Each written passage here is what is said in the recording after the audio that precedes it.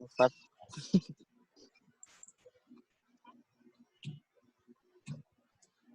Chapter जैसे कि मैंने बोला है बहुत सारा थ्योरेटिकल चैप्टर है, राइट? ओके, सभी को आवाज क्लियर आ रही है? Sound, is there any problem in video और sound? Please confirm with me, please.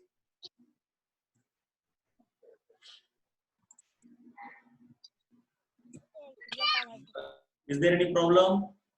What? Yes, no problem बोलो यार। हाँ, yes Rishikesh, is there any problem?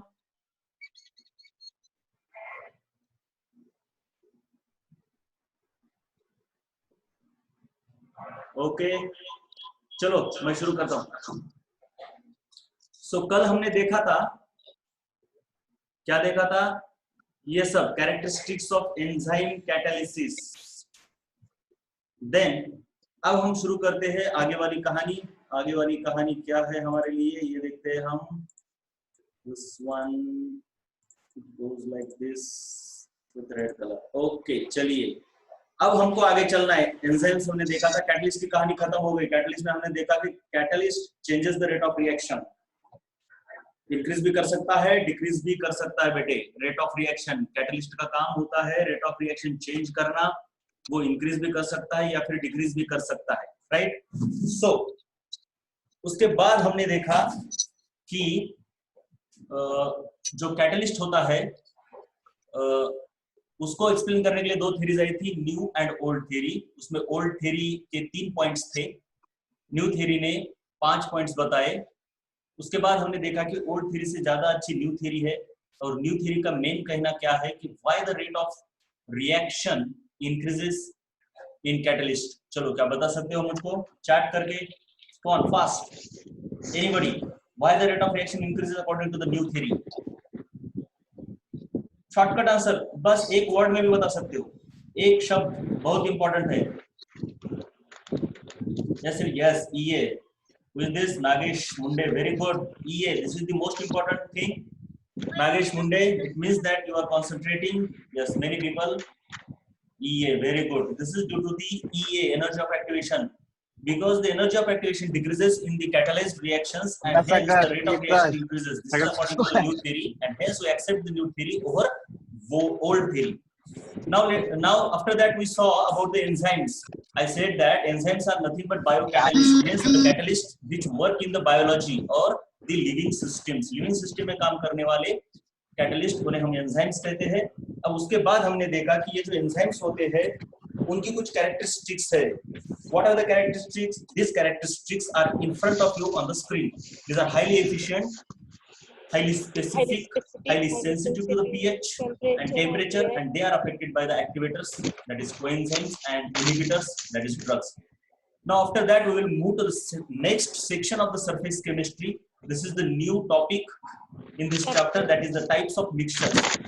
Now we have already seen the types of mixtures in the solution and colligative properties to the some extent, but in this chapter we will be studying it in detail.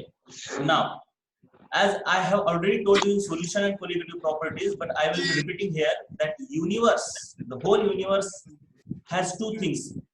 Actually it has two things, energy and matter. Now coming to the matter, see, this is energy and this is matter. There are two things in the universe that exist, matter and energy. Now energy is the more concern of the physics, which is dealt in detail in the physics. Now matter is the more concern of the chemistry, on a roughly basis. Okay, there are many areas of the physics and chemistry which overlap, लेकिन matter एक बहुत सी चीज chemistry में पढ़ी जाती है। तो matter के दो टाइप्स होते हैं मेनली, एक होता है प्योर मैटर, दूसरा होता है इम्प्योर मैटर। आपको दिख रहा होगा, राइट? उसके बाद हमको देखना है, let me just make some adjustment. Okay, like this. Okay, so now we have completely on the screen. इसके बाद प्योर मैटर के बारे में हमने ऑलरेडी 11th क्लास में पढ़ा हुआ है। These are elements and compounds. उसके बाद है इम्प्योर मैटर, मिक्सचर जिसे हम कहते हैं। इम्प्योर मैटर में होमोजेनस एंड हेटेरोजेनस ये दो होते हैं। एक्चुअली यहाँ पे और एक चीज होनी चाहिए, ये जो होमोजीनस है ना बेटे, ये होमोजीनस मिक्सचर को ही हम सॉल्यूशन कहते हैं। Homogeneous mixture is also called as solution और ट्रू सॉल्यूशन, जिसके बारे में हमने 12th क्लास के फर्स्ट चैप्टर में बहुत कुछ पढ़ रखा है और थोड़ा बाकी भी है, वो बाद में हम देखेंगे। These are called as solution और ट्रू सॉल्यूशंस। तो सॉल्यूशन के बारे में 12th क्लास में डिटेल में, मतलब solution properties, solution and colligative properties में डिटेल में है। तो इस चैप्टर में हमको पढ़ने हैं, कौन पढ़ने हैं, ये homogeneous solutions, sorry homogeneous mixtures हमको पढ़ने हैं। तो सॉरी हेटेरोजेनस पढ़ने हैं। तो हेटेरोजेनस में क्या क्या है, दो चीजें हैं, एक है कोलाइड और दूसरा है सस्पेंशन। ओके, आपको सब कुछ दिख रहा होगा, बहुत ही आसान है, थ्योरेटिकल चैप्टर है ये। जो समझ में नहीं आया वो हैंड रेज कर सकता है या फिर मुझसे चैट भी कर सकता है। But as far as I know, this chapter is one of the most simple chapters in the chemistry. So therefore, there will be no confusion as long as I go with proper momentum. Okay. तो collides और suspension, इनके बारे में detail में इस chapter में देखना है। वैसे तो कोलाइड्स के बारे में ही बहुत डिटेल में देखना है, सस्पेंशन को स्टडी करने की कोई जरूरत नहीं है, उनकी कोई खास प्रॉपर्टीज नहीं रहती। प्रॉपर्टीज रहती है कोलाइड्स को, सॉल्यूशंस को। इसके लिए तो एक स्पेशल चैप्टर है सॉल्यूशन के लिए। अब कोलाइड्स होंगे इस चैप्टर में ज्यादा डिटेल में कवर। ओके, चलिए, तो क्लासिफिकेशन ऑफ मिक्सचर अगर आपको समझ में आया होगा तो हम आगे चलते हैं, राइट। तो कैसे, नेक्स्ट पेज पे अब देखते हैं ये। तो हमने देखा कि बेसिकली मिक्सचर में होमोजेनस और हेटेरोजेनस होते हैं, राइट।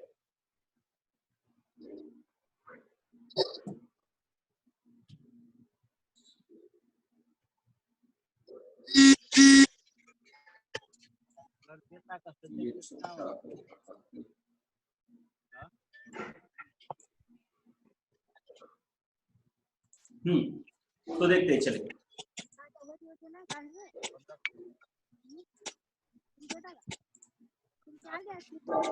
तो मिक्सचर्स में हमने देखा होमो और हेटेरो है। ये दो लोग, सॉरी ये पहले दो लोग, मुझे बताओ होमो है या हेटेरो है? कम ऑन फास्ट, कोई भी एक आंसर चाहिए मुझे। ये दोनों होमो या हेटेरो? कौन? गुड, ये दोनों हेटेरो है। याच्यात नाही, ते घडा आहे हे ठेवली 4 वाजता काही म्हण, पण आवाज नाही येऊन राहिला.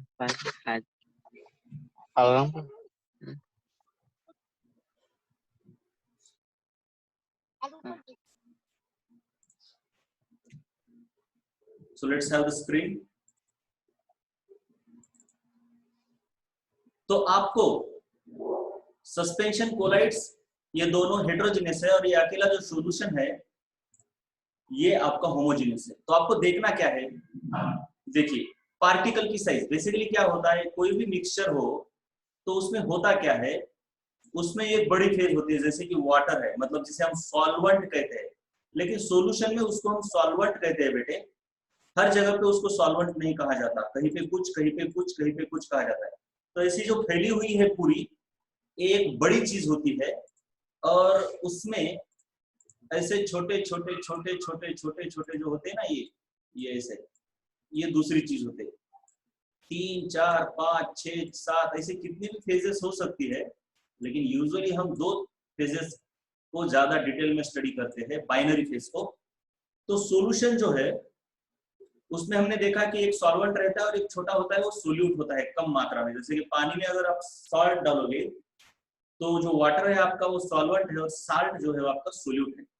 तो वैसे हर चीज में एक ऐसा सॉल्वेंट रहता है और उसमें ये पार्टिकल्स रहते हैं। इस पार्टिकल को कभी हम सोल्यूट कहते हैं तो कभी हम डिस्पर्स्ड फेज कहते हैं, ऐसे ऐसे नाम होते हैं। तो ये जो पार्टिकल्स है उनकी साइज अलग अलग है। कैसे अलग अलग है, देखिए यहाँ पे लिखा है सब कुछ। ये अगर सस्पेंशन है तो सस्पेंशन में पार्टिकल की साइज 10⁻⁻6 मीटर से ज्यादा होती है। अब 10⁻⁻6 मीटर यानी कि माइक्रोमीटर होता है। क्या होता है? माइक्रोमीटर। सो पार्टिकल साइज जो है सस्पेंशन में माइक्रोमीटर से भी ज्यादा है। ओके, उसके बाद कोलाइड्स में पार्टिकल की साइज 10⁻⁻6 टू 10⁻⁹ है, मतलब माइक्रोमीटर से लेकर नैनोमीटर, क्योंकि 10⁻⁹ का मतलब होता है नैनोमीटर, राइट। और सॉल्यूशन में पार्टिकल की साइज सबसे छोटी होती है, वो होती है नैनोमीटर से भी कम, 10⁻⁹ से भी कम। तो सिंपल आपको याद रखना है माइक्रोमीटर, नैनोमीटर, इनके बीच है ये। इस तरीके से अगर आप देखोगे, इस तरीके से ये ऐसे अगर इसको पार्ट में डिवाइड करोगे तो इधर है बहुत बड़े पार्टिकल, ऐसे बहुत बड़े बड़े पार्टिकल, इधर मीडियम साइज के पार्टिकल और इधर बिल्कुल ही छोटे पार्टिकल। तो सबसे बड़े पार्टिकल होते हैं सस्पेंशन के, जो कि माइक्रोमीटर से बड़े होते हैं। माइक्रो और नैनोमीटर के बीच होते हैं कोलाइड्स के, और नैनोमीटर से भी छोटे पार्टिकल होते हैं सॉल्यूशन के। ये तीन तरीके के आपने देखे मिक्सचर्स। अब देखते हैं उनकी अगली property, whether the particle settle by gravity. इसका मतलब होता है कि अगर आप किसी मिक्सचर को ऐसे अगर किसी वेसल में रख देते हो तो वेसल में रखने के बाद क्या उनके पार्टिकल्स ग्रेविटी के अंडर सेटल होते हैं। फॉर एग्जांपल आपको पता है बटर मिल्क, अगर बटर मिल्क को आप रख देते हो तो बटर मिल्क धीरे धीरे क्या होता है, सेटल होता है या नहीं होता है? कम ऑन, यस और नो। बटर मिल्क, ताक, छाछ बोलते हैं उसको, चलो यस और नो। बटर मिल्क के अंदर जो पार्टिकल रहते हैं, यस यस, वेरी गुड। मतलब आपको समझ गया कि सेटल होने का मतलब क्या होता है, राइट। तो एक अकेला सस्पेंशन ऐसा है कि जिसके पार्टिकल्स ग्रेविटी के अंदर सेटल होते हैं। मुझे दूसरा एग्जांपल बताओ, अगर मिल्क है, मिल्क को अगर हम बहुत देर तक रखेंगे, फॉर एग्जांपल 4-5 आवर्स तक, तो क्या मिल्क के पार्टिकल सेटल होते हैं?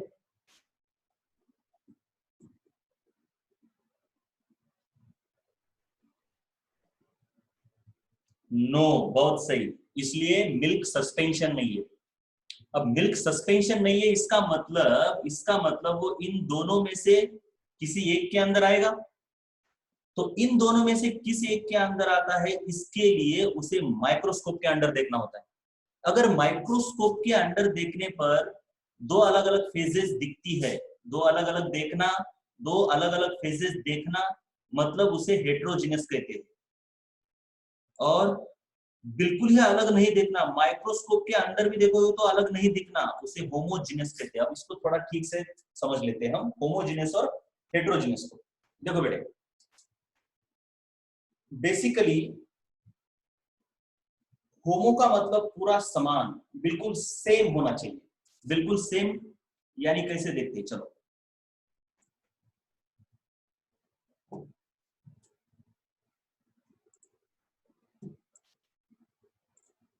देखो, बिल्कुल सेम का मतलब होता है कि आप उसकी तरफ देखोगे तो अलग अलग कुछ नहीं देखेगा। जैसे कि अगर पानी में नमक डालते हो, उसको कंप्लीटली आप डिसॉल्व कर देते हो, तो उसके बाद आपको सिर्फ पानी ही लगेगा, मतलब ऐसा अलग कुछ नहीं दिखेगा। नमक अलग और पानी अलग ऐसा नहीं दिखता है। तो और एक एग्जांपल मैं आपको देता हूं, तो आप पहचान लो कि वेदर वो एक ही दिखता है या अलग अलग। पानी में अगर मिट्टी डालेंगे तो अलग अलग, मतलब डिफरेंट दिखता है या कंटिन्यूअस दिखता है? डी और सी, डिफरेंट डिफरेंट दिखता है या कंटिन्यूअस? गुड, डिफरेंट डिफरेंट दिखता है, तो इसे बोलते हैं हेटेरोजीनियस। और अगर पानी में नमक डालोगे, उसको डिसॉल्व करोगे तो कंटिन्यूअस दिखता है, उसे बोलते हैं होमोजेनियस। अब मिल्क, मिल्क को अगर आंखों से देखोगे तो क्या डिफरेंट डिफरेंट दिखता है या कंटिन्यूअस? कम ऑन, मिल्क के बारे में बताओ। कंटिन्यूअस दिखता है, राइट, आंखों से कंटिन्यूअस दिखता है। लेकिन अगर उसको माइक्रोस्कोप के अंदर देखोगे तो मिल्क में दो पार्ट्स दिखते हैं आपको, एक ऑयल और एक वाटर। तो एक्चुअली आंखों से नहीं देखना है, माइक्रोस्कोप के अंदर देखना है। अगर माइक्रोस्कोप के अंदर आपको अलग अलग दिखता है तो उसे हेटेरोजेनस कहते हैं, और माइक्रोस्कोप के अंदर भी अलग अलग नहीं दिखता। तो उसे होमोजेनियस मिक्सचर कहते हैं, जो कि सॉल्यूशन, मतलब पानी के अंदर शुगर डालो तो कंप्लीटली डिसॉल्व होती है, उसको माइक्रोस्कोप के अंडर में देखोगे तो आपको अलग अलग फेजेस नहीं दिखाई देंगे, लेकिन मिल्क माइक्रोस्कोप के अंदर अलग अलग दिखता है, इसलिए हेट्रोजेनस है। और पानी के अंदर मिट्टी डालोगे तो माइक्रोस्कोप की जरूरत ही नहीं है, नेकेड आइज से ही वो दिखता है, वो तो हेट्रोजेनस ही है। तो आपको समझ में आ गया होगा तीनों का डिफरेंस क्या है। ग्रेविटी के अंडर सेटल होते हैं सस्पेंशन, लेकिन कोलाइड नहीं होते और सॉल्यूशन भी नहीं होते। Good, now let us go to the next point. चलिए, अब ये बहुत इंपॉर्टेंट है। अभी यहाँ पर हो गया हमारा मिक्सचर के बारे में, राइट। मिक्सचर के बारे में जो कुछ भी देखा हमने, टाइप्स ऑफ मिक्सचर वगैरह वगैरह वगैरह, वो आपको मन में कंप्लीटली डाल लेने, homogeneous, heterogeneous, suspension, colloid, solution. अब आपको एक ही चीज पे ध्यान देना है, वो है कोलाइड्स। उन्हीं के बारे में डिटेल में पढ़ना है हमको। तो कोलाइड्स के बारे में पढ़ने से पहले सबसे पहली बात है आपको ध्यान रखने वाली, वो ये दो डायग्राम जो कि आपके सामने यहाँ पे स्क्रीन पर दिखाई दे रही है आपको, राइट। ये दो डायग्राम्स, इसमें क्या है ठीक से देख लो अभी। चलिए, या फिर यहाँ पे बताता हूं मैं।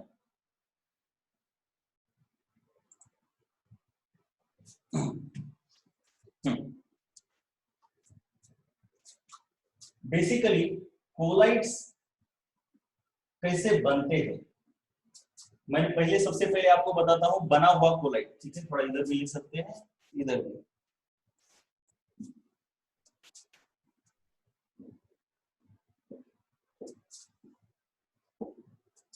बना हुआ कोलाइड मतलब उसमें, जैसे हमने सॉल्यूशन में देखा एक सॉल्वेंट होता है, दूसरा सोल्यूट होता है, वैसे ही इसमें भी एक फेज बहुत ज्यादा पैमाने पर होती है, उसे बोलते हैं डिस्पर्शन मीडियम।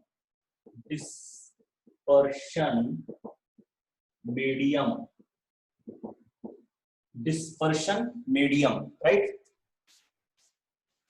और इसके अंदर इसके पार्टिकल्स होते हैं, इसे बोलते हैं dispersed phase.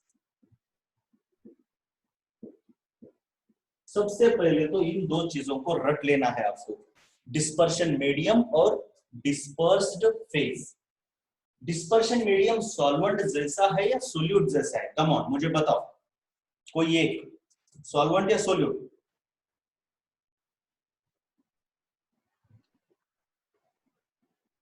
Good, very good. Dispersion medium is like solvent, dispersed phase is like solute. अब इस तरीके से कोलाइड होता है। अब कोलाइड को क्या कर सकते हैं हम, सॉल्यूशन को तो नहीं कर सकते, लेकिन कोलाइड को बहुत आसानी से किया जा सकता है। क्या? डिस्टेबलाइज किया जा सकता है। मतलब ये जो कोलाइड है उसको कुछ इस तरीके से किया जा सकता है। देखिए, ये इसके पार्टिकल्स नीचे आके सेटल हो गए, ऐसे सेटल किए जा सकते हैं। ग्रेविटी के अंदर नहीं, हमने देखा है ग्रेविटी के अंडर कोलाइड के पार्टिकल्स सेटल नहीं होते, राइट। लेकिन कुछ खास मेथड्स जो कि हम आगे देखेंगे, उनका यूज करके कोलाइड के पार्टिकल्स सेटल होते हैं। तो ठीक से देखो, इसे बोलते हैं डिस्टेबलाइज्ड कोलाइड। डिस्टेबलाइज्ड कोलाइड, और इसको बोलते हैं स्टेबलाइज्ड कोलाइड। अब और एक वर्ड है इसके लिए, और एक वर्ड है, देखिए, ये पार्टिकल्स एक दूसरे के करीब आ गए, एक दूसरे को चिपक के एक दूसरे के पास बैठ गए नीचे। एक दूसरे के करीब आने को कोएगुलेशन बोलते हैं, मतलब यहां से इधर आने की प्रोसेस को कोएगुलेशन ऐसे भी बोला जाता है, कोएगुलेशन। और इधर से, या फिर इसको डिस्टेबलाइजेशन भी बोला जाता है, डिस्टेबलाइजेशन। डिस्टेबलाइज्ड को स्टेबलाइज्ड बनाना, इस प्रोसेस को हम स्टेबलाइजेशन भी बोलते हैं, स्टेबलाइजेशन। इसको बोलेंगे उल्टे को डिस्टेबलाइजेशन, या फिर फ्लोक्यूलेशन, और एक वर्ड है प्रेसिपिटेशन, प्रेसिपिटेशन भी बोलते हैं इसको। ऐसे अलग अलग वर्ड्स, राइट। तो यही इस डायग्राम में मैंने दिखाया है। डिस्पर्शन मीडियम को हम डीएम बोला करेंगे और डिस्पर्स फेज को हम डीपी बोला करेंगे, राइट? कुछ सीख रहा है क्या? नहीं, ठीक है। तो इस तरीके से अभी तक जो कुछ भी हुआ वो हमारा सब बेसिक था।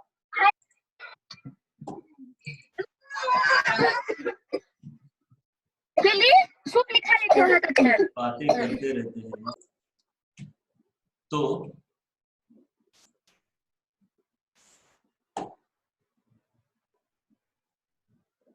आगे देखते हैं क्या है उसके बाद। और एक इंपॉर्टेंट है, चलिए यहाँ पे स्पेलिंग में थोड़ी गड़बड़ की इस लड़की ने। It is difficult to prepare lyophilic colloid. चलिए मैं कुछ बातें बताता हूँ यहाँ पे।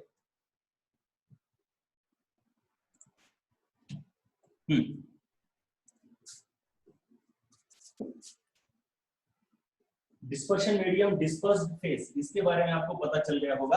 अब थोड़ा सा देखते हैं और एक बात होती है, ये सॉल्वेंट के पार्टिकल्स, एक्चुअली डिस्पर्शन मीडियम के पार्टिकल्स और ये डिस्पर्स्ड फेज के पार्टिकल, इन दोनों के बीच होता है एक रिलेशन। मतलब ये दोनों एक दूसरे को अट्रैक्ट भी करते हैं, मतलब लाइक डिसॉल्व्स लाइक, इस तरीके से अगर हो, दोनों पोलर हो तो ये दोनों एक दूसरे को अट्रैक्ट करते हैं। लेकिन कुछ केसेस में ऐसा होता है कि ये दोनों एक दूसरे को रिपेल करते हैं। जब डीएम एंड डीपी इन दोनों के बीच प्यार हो, मतलब ये दोनों एक दूसरे को अगर अट्रैक्ट करते हो, ये दोनों एक दूसरे को अट्रैक्ट करते हो इस तरीके से, तो इन्हें बोलते हैं लायोफिलिक कोल। यहाँ पे उसने थोड़ी गलती कर दी है स्पेलिंग में, ये लायोफिलिक कोलाइड बोलते हैं उसको।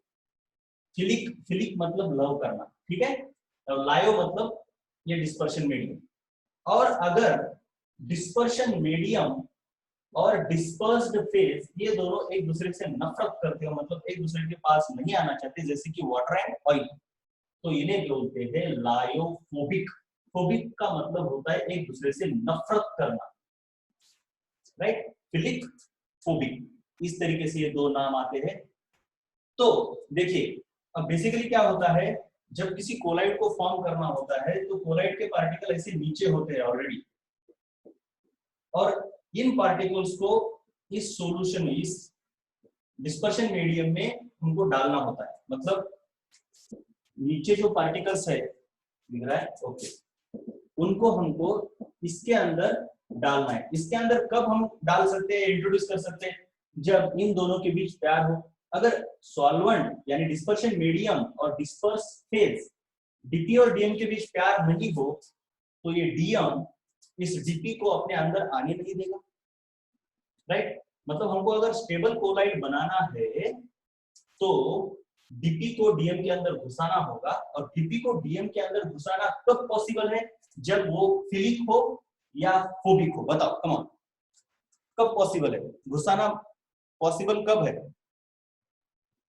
डीपी को डीएम के अंदर? Very good, philic. अगर फिलिक है तो बहुत ही आसान है कि हम डीपी को डीएम के अंदर इंट्रोड्यूस कर सकते हैं, बहुत इजी। तो फिलिक होना चाहिए, फोबिक नहीं होना चाहिए। सो फोबिक वालों को अंदर डालना बहुत मुश्किल है, डीपी को डीएम के अंदर डालना बहुत मुश्किल है फोबिक के केस में, राइट? तो इसीलिए कोलाइड बनाना मुश्किल है जब वो फोबिक होता है। फिलिक है तो उसको बनाना बहुत आसान है, लेकिन फोबिक कोलाइड को बनाना बहुत मुश्किल है। क्यों? क्योंकि फोबिक वाले एक दूसरे से नफरत करते हैं, तो उनको अंदर जाना ही नहीं है।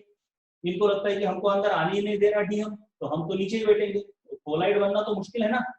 तो आपको याद रखना होगा, अगर फिलिक है तो उसका कोलाइड स्टेबल बनता है बहुत आसानी से, और फोबिक है तो उसका कोलाइड डिस्टेबलाइज होता है बहुत आसानी से। फिलिक का स्टेबल होता है और फोबिक का डिस्टेबल होता है।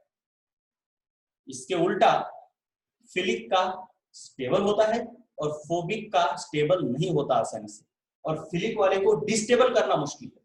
फिलिक वाले को डिस्टेबल करना मुश्किल है, राइट? मतलब फिलिक वाले तो अंदर जाना चाहते हैं, पार्टिकल डीएम डीपी से प्यार करता है तो अंदर जाना चाहता है, लेकिन वो उसको डिस्टेबलाइज नहीं होने देगा, क्योंकि वो एक दूसरे से प्यार करते हैं तो एक दूसरे को छोड़ेंगे नहीं। मतलब फोबिक को डिस्टेबल करना आसान है, और फिलिक को स्टेबल करना आसान। उसके बाद नेक्स्ट सेंटेंस है यहाँ पे, reversible process occurs easily in both direction. ये भी आपको बात याद रखनी है, मैंने बताया था ये जो प्रोसेस है मैंने यहाँ पे बताए थे ना, स्टेबल कोलाइड इधर ऐसा निकाला था, ये है डिस्टेबलाइज्ड कोलाइड और ये है आपका स्टेबलाइज्ड कोलाइड। तो ये तो पूरे प्रोसेस है रिएक्टेंट प्रोडक्ट, तो इधर से इधर भी जाती है, इधर से इधर भी जाती है। तो जो प्रोसेस इजीली दोनों साइड को होती है उसे रिवर्सिबल कहते हैं, और जो प्रोसेस बस एक ही साइड को होती है उल्टा नहीं होती उसे इरिवर्सिबल बोलते हैं। ये तो आपको ऑलरेडी पता भी।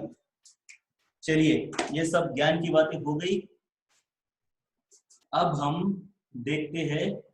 ठीक है, पहले आप लिख लो ये सब।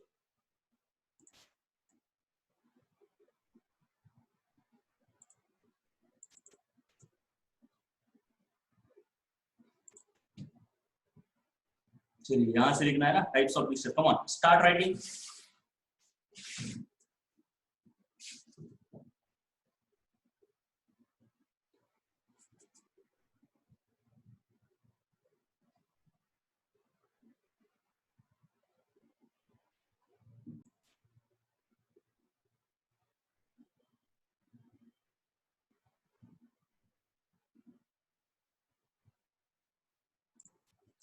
एक मिनट, चलो इसको लिख लो पॉज कर करके।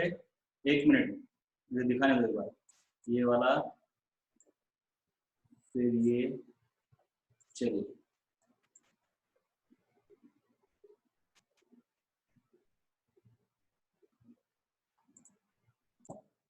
चलो लक्ष्य दिया।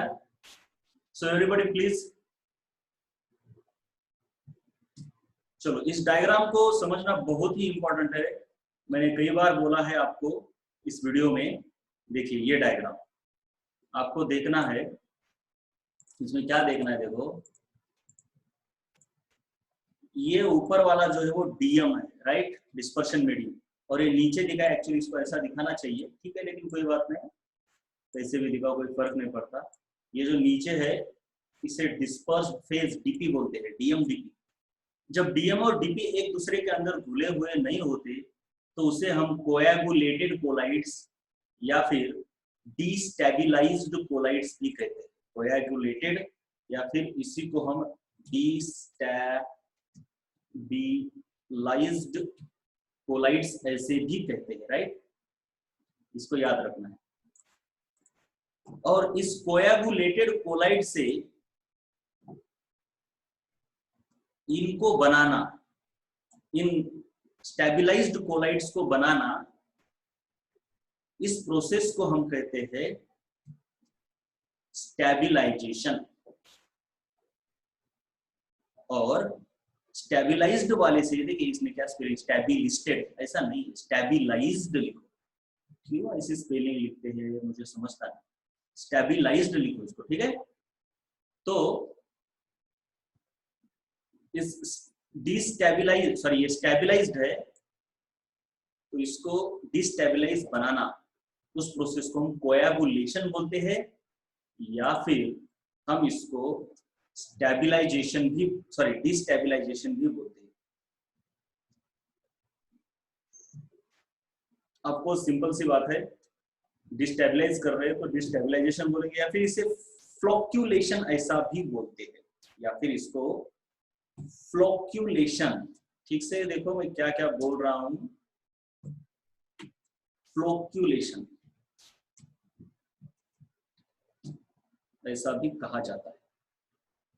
Okay, stabilization, sorry destabilization, flocculation, coagulation, ये अलग अलग वर्ड्स हैं। तो आपको समझ में आ गई होगी ये डायग्राम बहुत ही अच्छे तरीके से। इसको मैं और छोटा कर देता हूं। चलिए, और इसमें कुछ, उसके बाद मैंने बोला लायोफोबिक और लायोफिलिक दो तरीके के कोलाइड्स होते हैं, उनके बारे में और आगे डिटेल में देखना ही है हमें। लायोफोबिक और लायोफिलिक।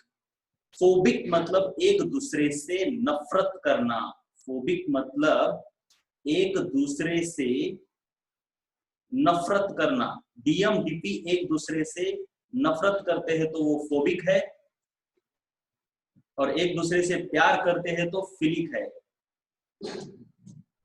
तो लायोफोबिक वाला कोलाइड बनाना मुश्किल है, क्योंकि एक दूसरे के अंदर वो घुसते ही नहीं, घुसते नहीं तो फिर कोलाइड बनाएंगे कैसे? कोलाइड बनाना मतलब उसको स्टेबलाइज करना। देखिए इसको बोलते हैं कोलाइड, ये जो दिख रहा है ना आपको इधर, ये वाला, ये है कोलाइड, स्टेबलाइज्ड कोलाइड। तो ये तो तभी बनेगा ना जब डीपी और डीएम एक दूसरे के अंदर मिक्स हो जाएंगे। मिक्स कब होंगे? जब एक दूसरे से प्यार करेंगे। प्यार नहीं करेंगे तो कैसे मिक्स होंगे भाई? इसलिए लायोफोबिक कोलाइड को बनाना मुश्किल है। उसके बाद रिवर्सिबल प्रोसेस क्या होती है? दोनों तरफ इजीली होती है, मतलब रिएक्टेंट प्रोडक्ट इधर से उधर से इधर जा सकते हैं। और इरिवर्सिबल प्रोसेस दोनों साइड को उतनी इजीली नहीं होती, राइट? चलिए अब इसको भी लिख लो आप।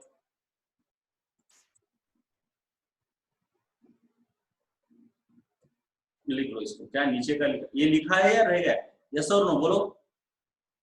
स्पेलिंग मिस्टेक है बेटा, लेकिन टेंशन मत लेना, मैं बता रहा हूँ ना स्पेलिंग मिस्टेक सभी यहाँ पे। ओके, मेरी हो गई खुद की, ठीक है।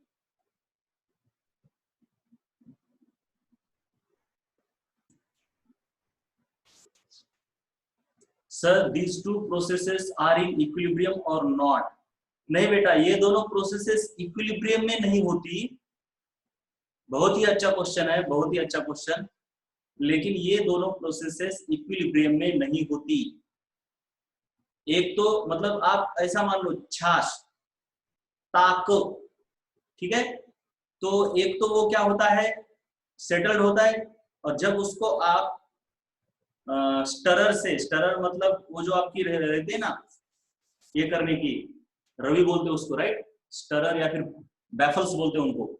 उन बैफल से जब उसको हिलाते हो तो वो स्टेबलाइज कोलाइड बनता है। तो इन दोनों के बीच ऐसा कोई इक्विलिब्रियम नहीं रहता। मैं बस बोल रहा हूँ कि एक तो कोएगुलेटेड होते या फिर स्टेबलाइज होते। स्पेलिंग मिस्टेक, ठीक है, उसको कर दिया, सॉरी सर, नो प्रॉब्लम। चलिए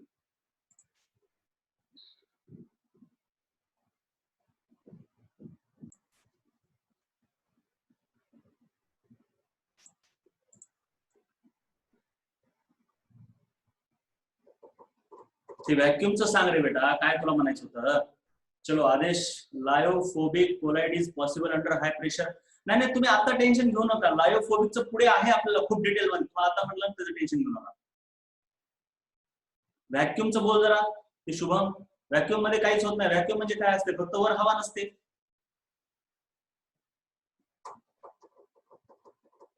ग्रॅव्हिटी तर असतेच. ओके,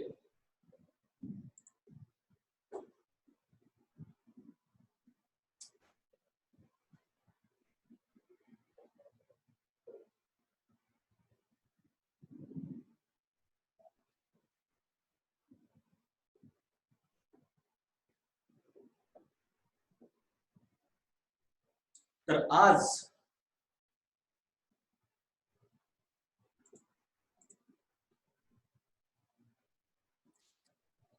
का नाही होणार? व्हॅक्यूम मध्ये स्टॅबिलायझेशन व्हायला प्रॉब्लेम काय? कुठून काय फोर्स येत नाही, तर तुला बोलायचं म्हटलं तू कुठे गेला पळून माहित नाही. मी अनम्यूट केलं होतं तुला. म्हणजे व्हॅक्यूम मध्ये प्रॉब्लेम काय मला हेच कळत नाही स्टॅबिलायझेशन व्हायला.